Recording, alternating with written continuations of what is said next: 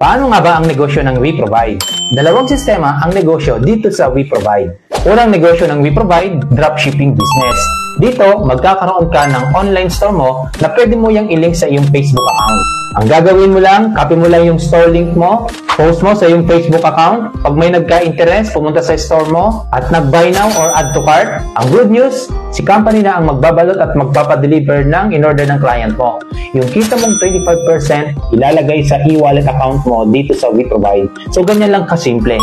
Pangalawa, leveraging business. Dito, mag-build ka lang ng team of dropshipper mo.